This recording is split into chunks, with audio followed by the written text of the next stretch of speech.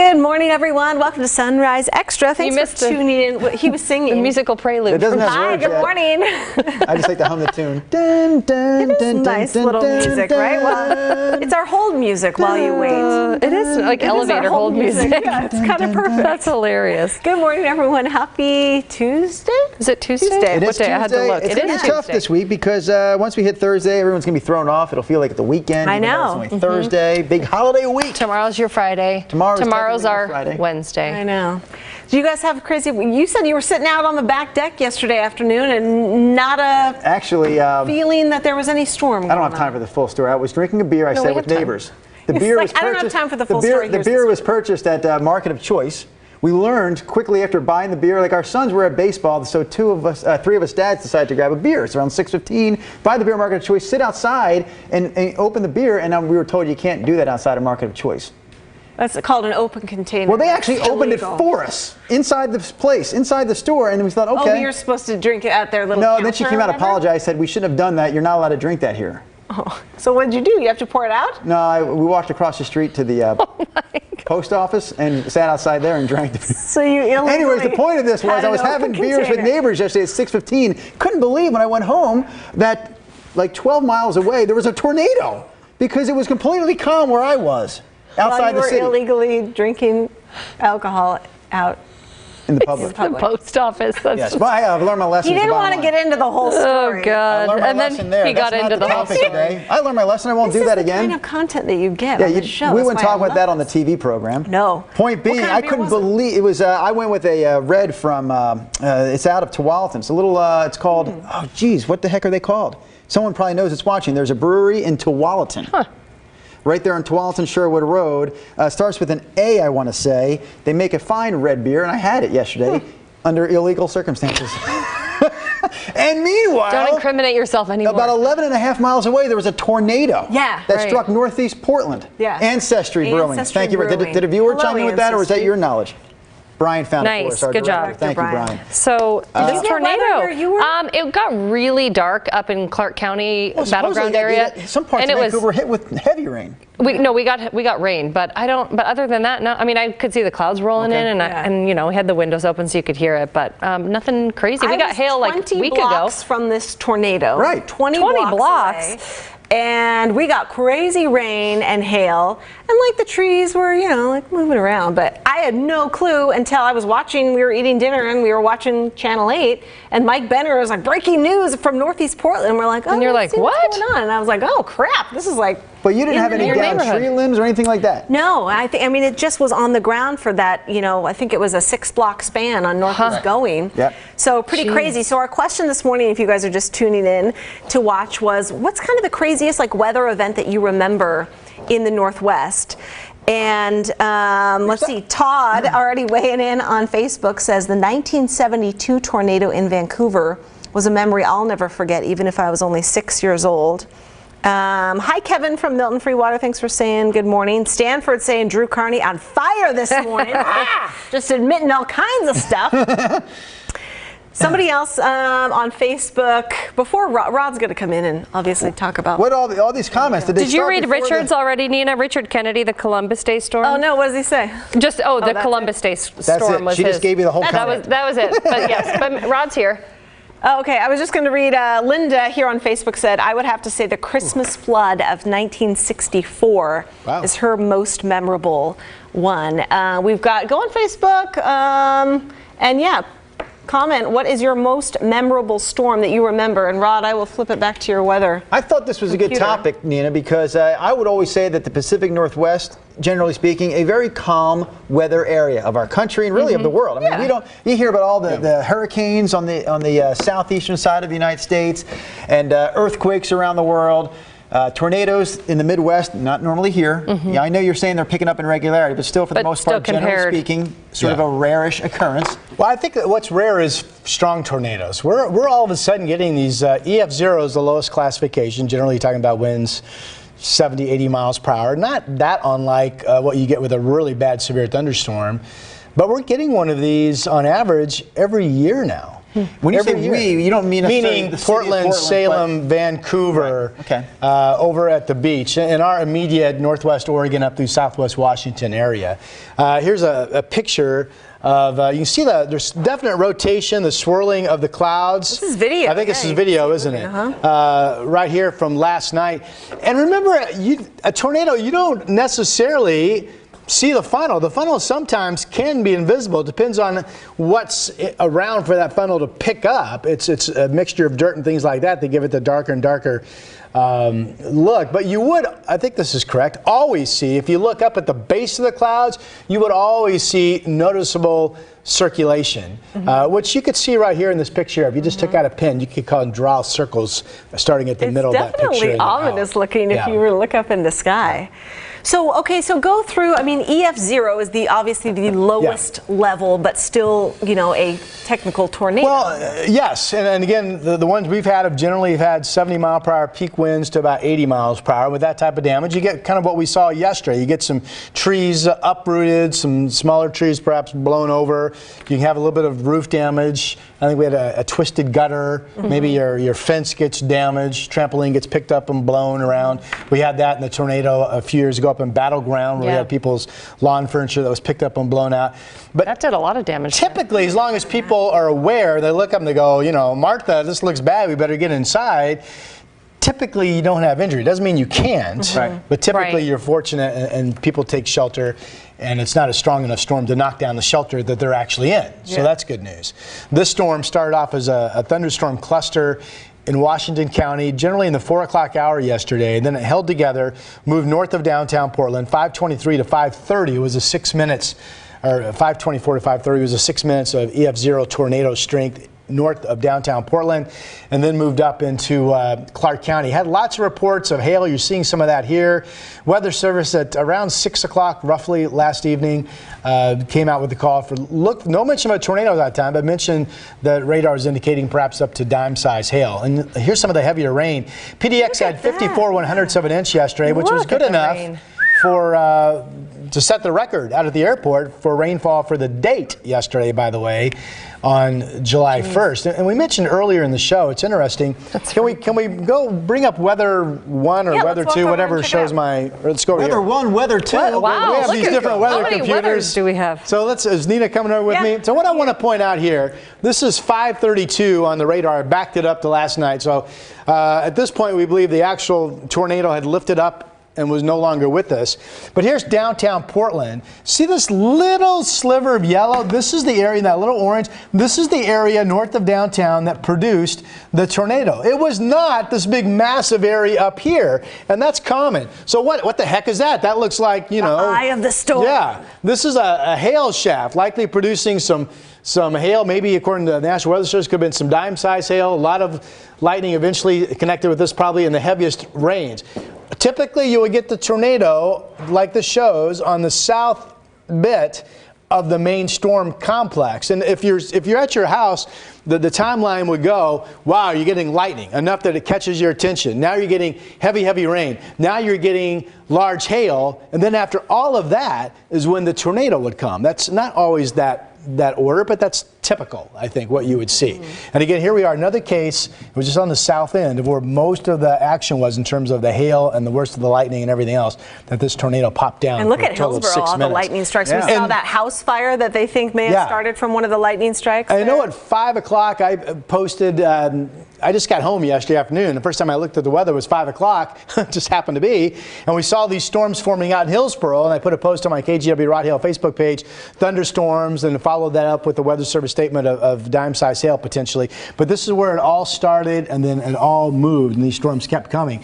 We didn't really have any word officially from the National Weather Service on their website of a tornado until the 10 o'clock hour, and that's after their storm survey had been out, team, and confirmed this. And you're wondering, well, if you're new to the area, why didn't we have a tornado warning? What do you mean we didn't even know it was a tornado until almost 5 hours after the fact?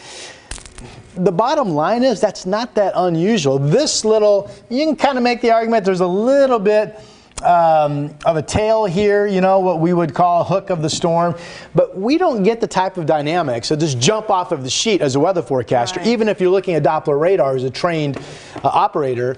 that would make you think tornado. We often don't know, in fact, we have a tornado until we get what's called ground truth, and that's you at home alerting the National Weather Service or TV stations or whoever that we have severe weather in the area. In this case, a tornado. Now that's the bad news. Here is where Going Street is probably right in this little section. Here's that storm. This is I-84. Then, that's right. So the bad news is we don't typically get a tornado warning at the time of the storm that gives you a heads up or minutes before. The good news is it is still rare for us to have anything other than these weak 70, 80 mile per hour short-lived tornadoes. Now we had the tornado a couple years ago. It was either 2016 or 2017. I think I got that coming up.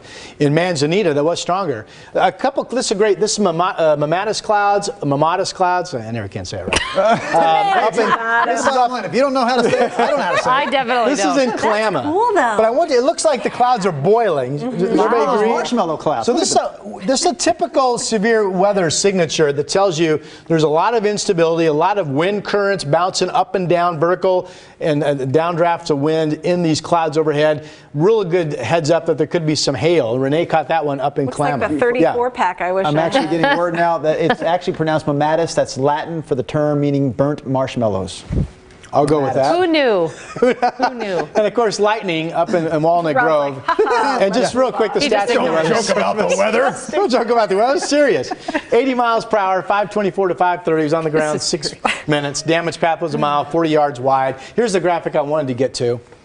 So just recently, tornadoes no longer rare? I would say no, they're not rare anymore. Just last year. Good. Crystal's wanting to know. EFZ tornadoes in Portland, Forest Grove, and Marion County. Yeah, Crystal. Crystal Robertson Nelson, why are we experiencing these more frequently in recent years? Hopefully you can kind of get to that. Good question. Apocalypse, I would imagine. Apocalypse. There's no debate right now that we're in a period of the climate's changing, which means the weather flow patterns around our globe are changing. So for the time being, let's forget about why that's happening. We just know it's happening. I moved here as a forecaster in April of 1999. For the first 5+ years that I lived here, almost all of our weather would come in from the west or from the northwest out of the Gulf of Alaska. Kind of typical what we call zonal flows. It was a flow that's coming mainly straight in off the Pacific. That keeps you pretty stable. You have passing cold fronts, you have rain, occasionally you get a windstorm at the coast, but nothing more than that. Not a lot of lightning. Lightning strikes didn't happen that often. But then fast forward through time, and especially over the past 10 years now, that flow pattern is not the norm. Now our normal flow pattern is coming up from the southwest. So the air enters southern Oregon. Now it's got some time to travel over land before it gets into Portland. The longer this air travels over land, the more unstable it becomes. Folks from the U.S. Forest Service would tell you lightning strikes across Oregon and Washington as a whole on a chart are doing this. They're just skyrocketing. Lightning is on the increase. Days that we consider unstable enough for lightning or thunderstorm activity on the increase. And obviously tornadoes with that on the increase, all because the flow pattern is now becoming more southwesterly, where it used to be more northwesterly. Interesting. Okay. Anyone else kind of have questions? Or well, just people are talking about what the question was, like what memorable weather event. So Rebecca, snowstorm of 08. Susan says the Columbus Day storm and the 64 floods. Columbus Day, of course, in 62. That storm. And yeah, I guess those are the people commenting on the question. A lot of people, which storm Lonnie do you remember? Love. Yeah, if you're just tuning in, like what's kind of your most memorable storm? Drew, you were mentioning, I mean, it's not a storm or a weather event, but an earthquake. I consider an earthquake to be a weather event. Which year was Am I wrong in thinking that, Rod? Which one? You are wrong. Awesome. Never mind that. I won't look it up.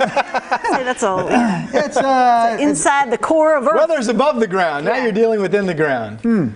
But yeah. But I think a lot of people say, a lot of people bringing up the snowstorm of like 98 or 97. That was right before you moved here. I moved here. And I will tell you the most memorable event by far for me, somebody mentioned the Columbus Day storm of 62. I'm not going to get the year right, but it was roughly around 2006, give or take. We had a Columbus Day type storm, strength-wise, that hit the North Oregon coast. Tillamook County, Clatsop County. What those year folks were were you on 2006, somewhere in there. Okay. These counties were on power generators for several weeks in some cases. We had winds that were for a period of, I think, 8 to 12 hours. that were gusting consistently between 50 and 100 miles per hour at the coast. If you take Highway 26 in the Seaside to this day, there's a sign that says from the trees as you're coming out of the coast range, it says replanted after the storm of, and I want to say 2006, but I might be wrong. Huh. And that storm was basically, in terms of the barometric pressure, in terms of the peak wind speeds that those counties had, was like a hurricane, a Category 3 hurricane. That's how strong it was. That's crazy. It was every bit. Yeah, trees were like 2 Yeah, we have Rebecca. Rebecca saying she remembers power was lost for so long. Yeah. Pat Doris did a live shot, I think, as part of that storm too, and talked about he'd never seen so many trees over this area, over Highway 26, which was closed for a long period of time. And that was a storm. Again, it was a Columbus Day storm that just took a different track, so it didn't hit the Willamette Valley, hit the North Coast. But it was amazing. Several comments about the flooding of 96. Did you already talk about that? Yeah. So Ian O'Brien saying flooding of 96. He also says the windstorm of 95. I don't know if that stands out to you. No, that stands out in the record books. Yeah, but that is on the list of the big windstorms. 95, sure. Yeah. Okay. Yeah. Justin on Instagram wants to know about today's weather. Any more threat of storms? Yeah. Well, we're cloudy this morning. And we think we get some sunbreaks this afternoon. There's a scattered shower chance today. Nothing like yesterday, but if we get enough sunbreak activity, maybe there's a rumble of thunder. Futurecast models are showing some thunderstorms later today into this evening up around Mount St. Helens, for example. But think about it. Yesterday, it was sunny until the storms hit late in the day. Was it last Wednesday we had that big outbreak of lightning storms? Yeah. That was the same thing. It was sunny all day until the storms developed. I think it was 85 degrees that day.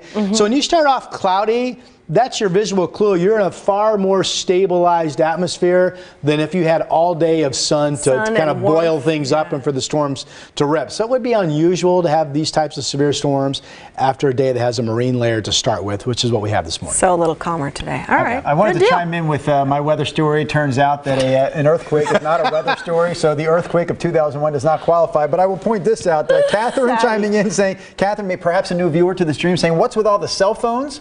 We're answering your questions. Yeah, Nina, for one, uses this cell phone so we can We're on Instagram live here, and you have to do it on a phone. These guys are watching the stream and seeing your comments come in live so we can interact with you guys as you're talking to us. Can I just say I'm the weatherman? We're not ignoring you. We're trying to interact with you more. Can I just say I'm the weatherman? These are the phonies. Get it? Oh my God. Goodness. All right. No. Wow, that was horrible. Okay, so our next topic this morning, Rod, stick around if you will. We're going to talk earthquakes now? No. We're going to talk the blazes. Blazes. Okay. Before we have to go, we have a couple minutes. We can do whatever we want. We're on the stream. We can do whatever we want. So we posted, Martin's pulling it up here on Facebook. I gave 4 options for players who have now been traded. Meyers Leonard, Mo Harkless, Seth Curry, and Enes Kanter. Not necessarily traded or just have left the team by way of free agency. Left the building. Will not be with us next year. They will not be with us. Who do you miss the most? Maybe, is there some other players? Well, Meyers has been with us the longest out of that group, correct? And he was a first-round draft pick. Yeah. I think it's 7 years ago. From the Blazers. It's been quite a while. Right, 2012, that might be right. So, and he's, by all accounts, he's been a really good locker room person, right? Right, good community guy. Good guy. He got married here. He sent out a great post on Instagram yesterday. I saw. He said, I became a man here in Portland. I got married. I was just a kid when I first started. That's Meyers top left, if you don't know. Meyers Leonard top left in the collage here. Here, I'll pull up this little. He looks huge in that picture. Yeah, he does. Well, you said he's how big? He's 7'1", 255. But I mean, he looks like Schwarzenegger in that picture. Yeah, look at those guns. Why did we trade him? Wow. Okay, so Keith says it's a business. Jordan and Pippen left the Bulls. Ewing left the Knicks. Wilt left the Sixers. Instead of lamenting their loss, enjoy the fact that they helped bring the franchise back to relevancy. Now it's time for the next step. Yes, I totally agree, Keith. Chinello says Seth Curry she misses the most, but honestly, we will be more than fine with our new guys we just got and with what we already have. Well said. Dina is going to miss Meyers Leonard the most. Lynn Marie is going to miss Seth. CJ liked Mo Harkless. Cass says Meyers Leonard she's going to miss. Seth Curry, Mo Harkless. None of them, Deborah. Not gonna miss him. None of them. Not going to miss him. Well, here's the bottom line. None of those 4, neither of those 4, none of those 4. None of them are really even centerpieces, right? They're all bit players, role players. Right. I mean, Enes Kanter came in and really performed well. Much like you and me.